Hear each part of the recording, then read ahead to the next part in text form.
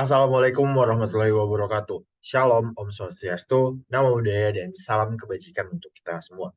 Izin memperkenalkan diri, nama saya Irfan Syauki Madani dengan NIM 205210214 yang kali ini akan membawakan materi tentang kriminologi dalam rangka memenuhi ujian tengah semester mata kuliah kriminologi.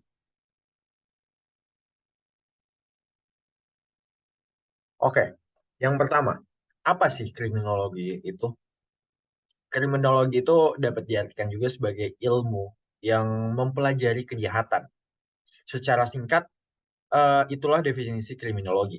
Namun, kriminologi itu merupakan suatu ilmu yang memiliki cakupan dan keterkaitan yang luas. Salah satu keterkaitan kriminologi dengan ilmu lainnya adalah berkenan dengan psikologi kriminal.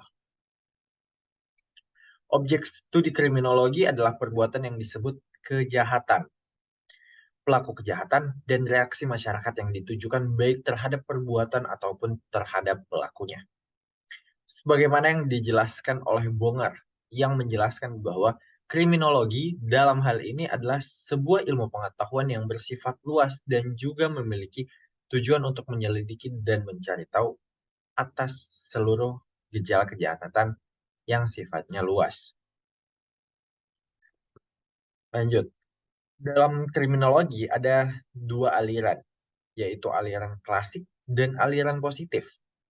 Aliran klasik itu eh, individu itu dilahirkan dengan kehendak bebas untuk menentukan pilihannya sendiri.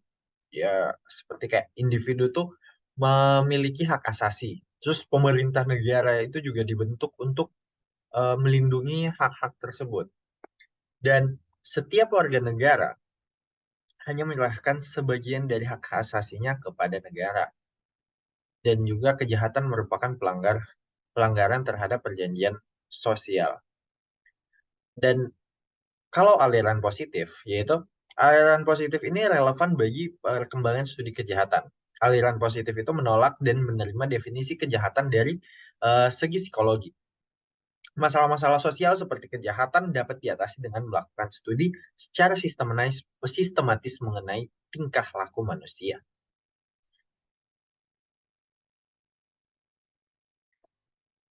Terus eh, di kriminologi ini juga ada beberapa teori, yaitu seperti teori Lombroso.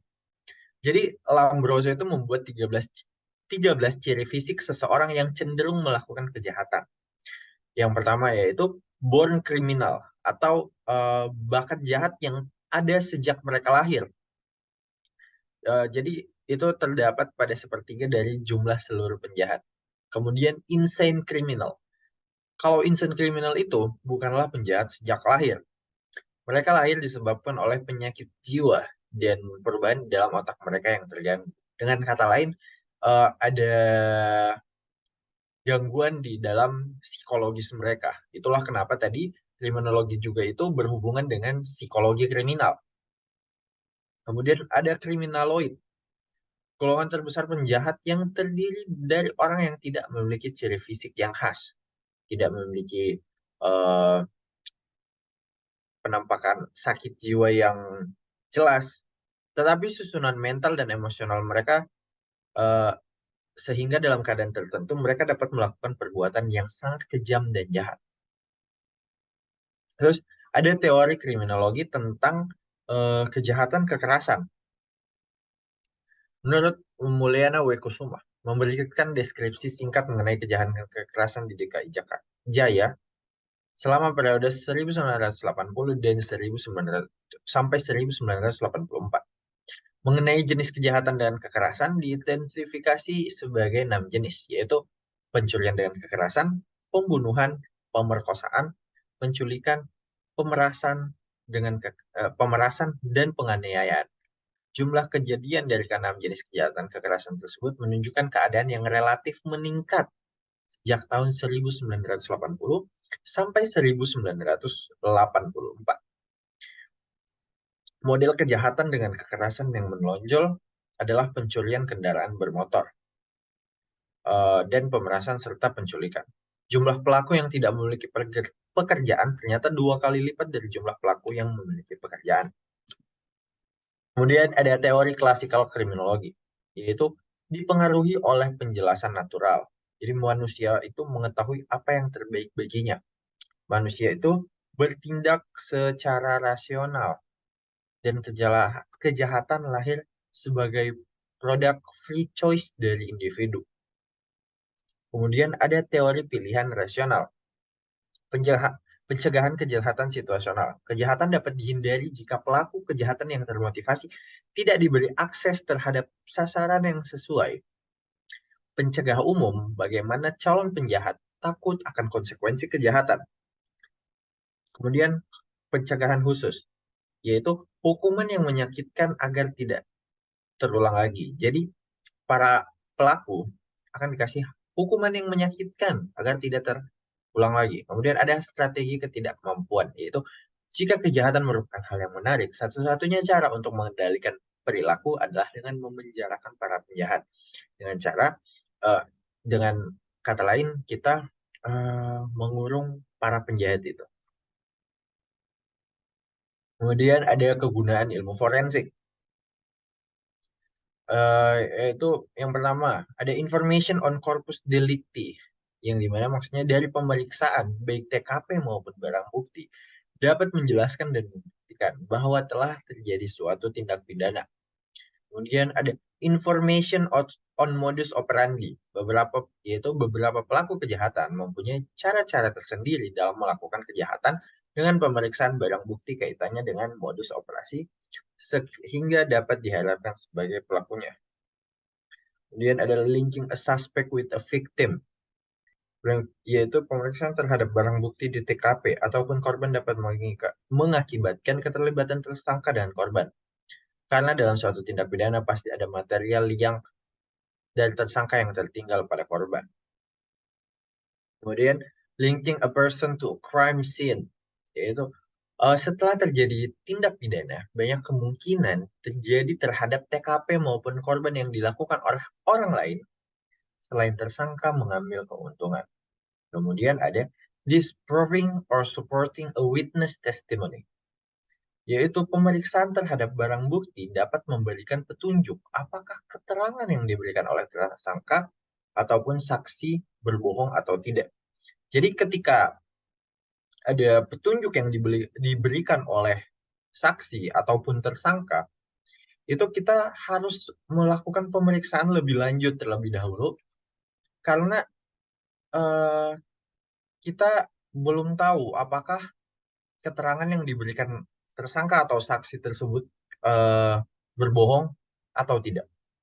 Kemudian ada identification of a suspect, yaitu barang bukti terbaik yang dapat digunakan untuk mengidentifikasi seorang tersangka adalah sidik jari, karena sidik jari mempunyai sifat sangat karakteristik dan sangat individu bagi setiap orang.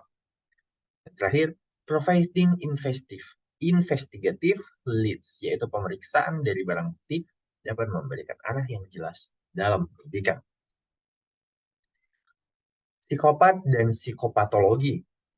Permasalahan psikopat adalah berkaitan biological criminology, yaitu menyangkut pertanggungjawaban pidana atau lebih spesifik tingkat kesalahan pelaku sebagai elemen dari suatu kejahatan. Sedangkan psikopatologi adalah orang-orang yang memenuhi kriteria penyakit psikopat tidak dapat dimintai pertanggungjawaban hukum atas perbuatannya karena mereka seperti robot yang tidak dapat membuat kalkulasi. Isu kesalahan dalam konteks pertanggungjawaban pidana tidak terlepas dari konsep free will dari klasikal kriminologi yang hampir mendominasi sistem peradilan pidana dewasa ini. Hal tersebut telah dijawab dalam KUHP pasal 44 bahwa barang siapa melakukan perbuatan yang tidak dapat dipertanggungkan kepadanya karena jiwanya cacat dalam pertumbuhan atau terganggu karena penyakit, tidak dapat dipidana. Sehingga harus ditelaah terlebih dahulu, apakah psikopat termasuk orang-orang yang disebut di dalam psikopatologi. Lembaga adat dan kriminologi dalam unsur budaya, yaitu faktor lembaga adat masih dibutuhkan karena yang pertama, terbatasnya akses masyarakat terhadap sistem hukum formal yang ada. Jadi di beberapa daerah, masyarakat masih menjunjung tinggi norma-norma yang ada di adat mereka dibanding sistem hukum formal yang sudah berlaku. Kemudian masyarakat tradisional di daerah itu terisolasi pada dasarnya masih memiliki tradisi hukum yang kuat berdasarkan hukum tradisionalnya dalam memecahkan permasalahan hukum yang terjadi. Kemudian kriminologi dan unsur budaya. Masyarakat pluralistis semacam ini memiliki pula sistem nilai yang berbeda yang pada gilirannya melahirkan pola berpikir yang menghasilkan tindakan tertentu antara lain berupa kejahatan, khususnya kejahatan kekerasan. Sistem nilai budaya tersebut merupakan bagian dari adat, dan adat merupakan bagian ideal dari kebudayaan. Analisis contoh. Pada suku bangsa Bugis Makassar dan Mandar, terdapat masalah perkawinan yang dapat menimbulkan syirik. Syirik merupakan kewajiban adat, yaitu kewajiban yang mempunyai sanksi adat berupa hukuman menurut norma adat. Jika kewajiban ini tidak dapat dilaksanakan, kekerasan dan harga diri seseorang yang diremehkan meskipun ada sedikit perbedaan penggolongan, perbuatan yang dapat menimbulkan syirik dalam hubungannya dengan perkawinan secara garis besar meliputi kawin lari. Berbagai jenis perkawinan tersebut apabila dilanggar akan menimbulkan kejahatan kekerasan, yaitu pembunuhan terhadap si pelanggar. Para pembunuh tidak pernah menyesali perbuatannya dan bahkan dianggap dan merasa sebagai pahlawan. Seseorang akan dicemooh oleh lingkungannya apabila tidak berani melakukannya. Pembunuhan dengan latar belakang syirik juga dilakukan oleh sebab lain menyangkut harakat atau martabat seseorang yang direndahkan. Oke, sekian presentasi dari saya. Mohon dan kurangnya mohon dimaafkan. Assalamualaikum warahmatullahi wabarakatuh.